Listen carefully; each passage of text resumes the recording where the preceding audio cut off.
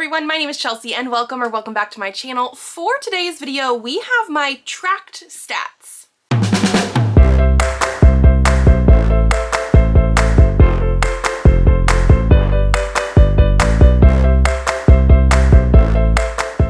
So one thing that is new that I started tracking in 2025 was all of my TV shows and movie watching. As we know, I have been tracking book things for a while now. Like, I've been on Goodreads since like 2012. So like, I've been tracking it for a while. I also started tracking video game stuff, not this last year in 2025, but in 2024. And even before that, a couple years before that, I was on Steam stuff and they were doing the Steamed stuff for me, like tracking it for me. So I decided, you know what, I also just want to track movies and TV shows. And so I did do that starting January 1st of 2025, and I have all of my stats for 2025, and that's what we're gonna go over today. So I don't know if this is gonna be interesting to people or not. I love stats so much. Like, I just posted my reading stats video. It took me forever to film, and I don't think this one's gonna take as long, but I was so into all of the stats. So that's what we're doing today. So we are going to be checking out my 2025 like year in review. I had 739 plays and 538 hours. That seems like quite a bit. I mean, my reading, if I was actually tracking my hours of reading, it would be way over that, because I think my like audiobook hours was like 100 something. And I did not have nearly as many audiobooks as I had like physical books. So yes, not too much in the grand scheme of things, but let's jump in and check this out. So welcome to the year in review. First and last plays of the year. We kicked off 2025 in full reality mode, only to wrap it up like a true action aficionado. No matter the genre shuffle, Chelsea sure knew how to stick the landing. They have that for everything. This review actually came out like a week or so before the end of 2025, and you could update it every single time that you went into the app. And so my reality show, obviously, was the same thing no matter what, because it was my first thing that I watched in 2025. But the genre of my last view also always changed. It went to comedy and went to another reality. So yes, my first play of 2025 was on January 1st, obviously, and it was Top Chef Season 16, Episode 1. I watch a show with my mom almost every single night, and so we do like one episode a night, and she gets to pick some, I get to pick some, and so this was the thing that she picked. And then my last play was Serenity, the Firefly movie, on December 31st. This was my pick. We had watched Firefly this year, and so obviously we got to a point where I was like, you know what, we need to finish this year with Serenity. And they had no idea it was coming. So yeah.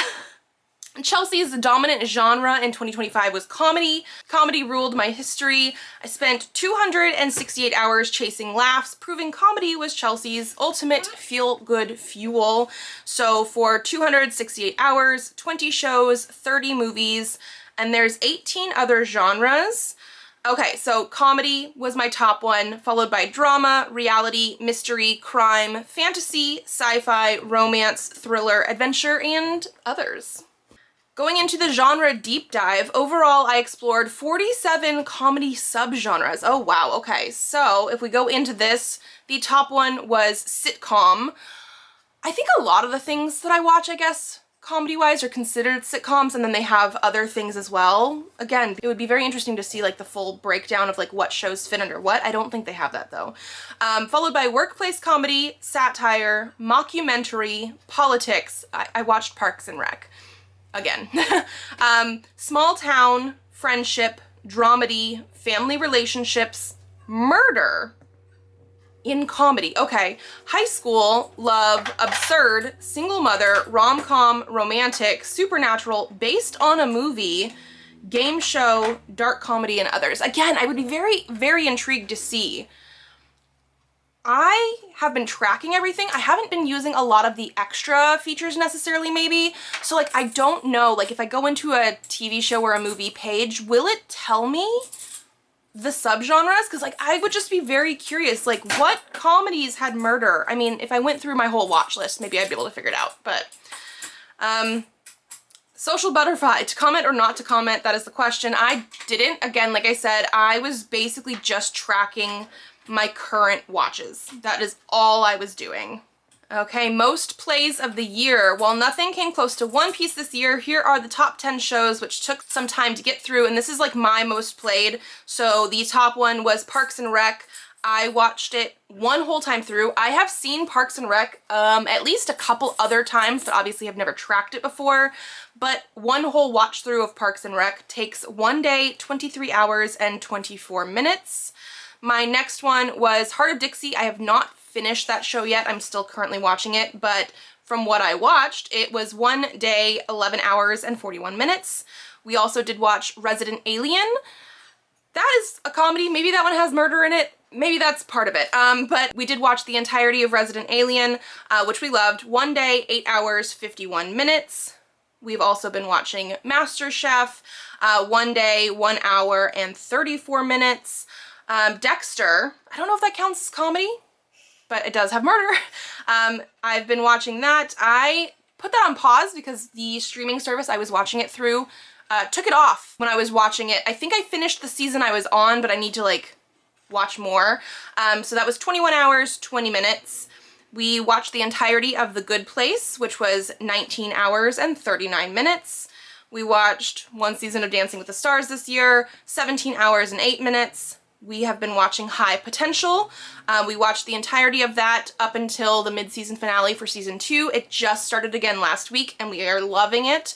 14 hours, 40 minutes. School Spirits. Again, I wouldn't consider that one a comedy maybe, but again, murder. 12 hours and 59 minutes, and I desperately need another season of that because it's like one of my absolute favorite shows. And then we also started watching Next Level Chef near the end of the year, like in December. 12 hours and 15 minutes. They also have this for movies. So the top one for me is Wicked. We watched that 3 times in 2025 for 8 hours and 6 minutes. The next one was Minecraft movie for another 3 times in 2025 for 5 hours and 3 minutes. I think those are the only movies I watched multiple times this year. So the next one was Jurassic World Dominion at 2 hours 27 minutes, Mary Poppins at 2 hours 19 minutes, Wicked for Good at 2 hours 17 minutes, Jurassic World Rebirth at 2 hours 14 minutes, Knives Out at 2 hours 11 minutes, Jurassic World Fallen Kingdom at 2 hours 9 minutes, The Lost World Jurassic Park at 2 hours 9 minutes, and Jurassic Park at 2 hours 7 minutes. Yeah, I watched the entirety of Jurassic Park and Jurassic World, all of them. I had seen the Jurassic Park movies, all 3 of them, multiple times. I had never seen any of the Jurassic World movies, so we did do that this year. And by we, I mean me. It was just me. Going into the top rated, I did not rate anything this year either. I rate all of my stuff on IMDb, but it doesn't have a good tracker and stats like this one does, where you could actually track when you watched things. So I did not rate anything on here. They do have their top rated shows, which I will just sort of show you guys here right now. These are the top rated ones. Some of these things I do want to watch. I haven't. Okay, most replayed. I have not rewatched any TV shows this year. It has stuff here, but it was literally only 1 play each. I did not rewatch any TV shows. On this year, I have rewatched Parks and Rec and things like that before. But then you go to the movies, it's like we talked about before. I watched Wicked 3 times, so 2 replays. That's why it says 2 plays, 3 times. And I watched the Minecraft movie 3 times. It's because of my kids, but it's genuinely a good movie. Okay, and then they're gonna talk 2025 in numbers. We did talk about it already. I had 739 plays and 538 hours. Going into the most active days, my top one looks like Thursday. My lowest one looks like Monday. Again, we usually watch a show around dinner time while everybody's downstairs before we go to bed and things like that. Sometimes I will watch other stuff by myself during the day or like with Elliot.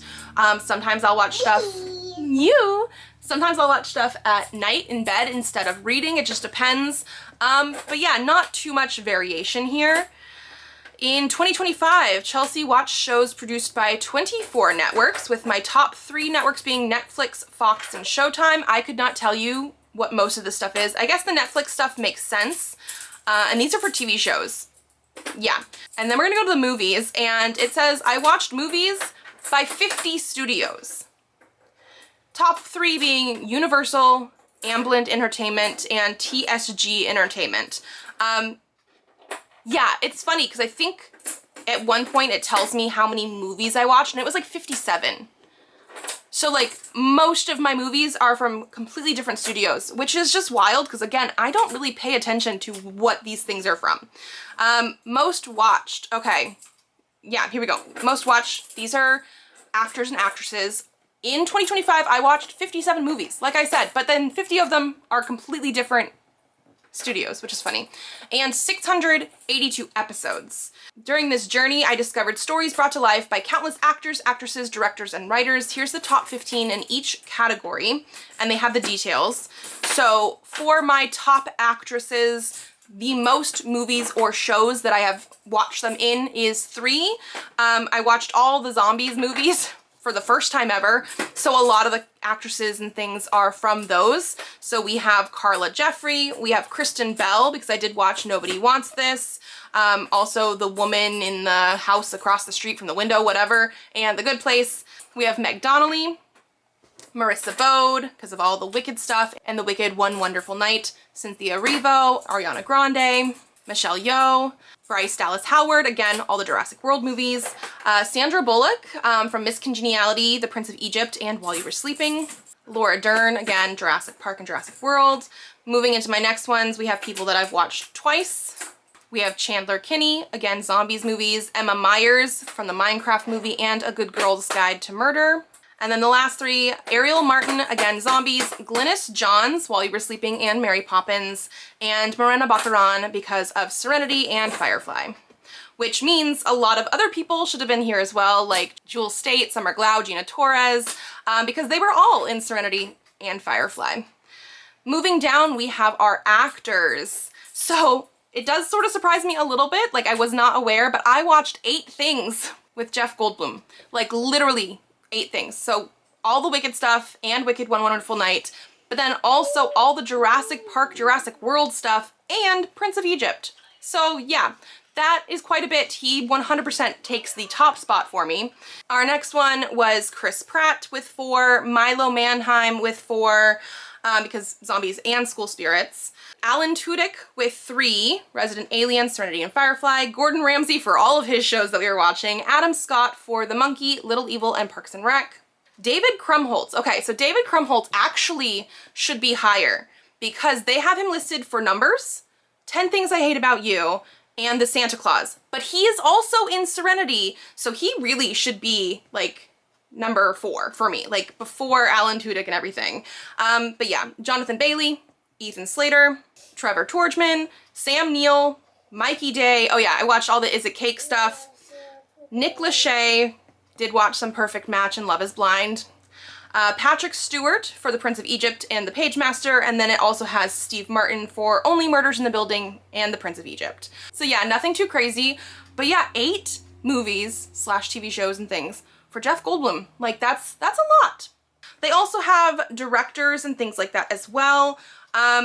I don't recognize pretty much any of these people, but my top number 1 is Rebecca Asher for directing some episodes of A Man on the Inside, High Potential, The Good Place, and Heart of Dixie. And it looks like that is about everything I have for my actual Trakt year in review.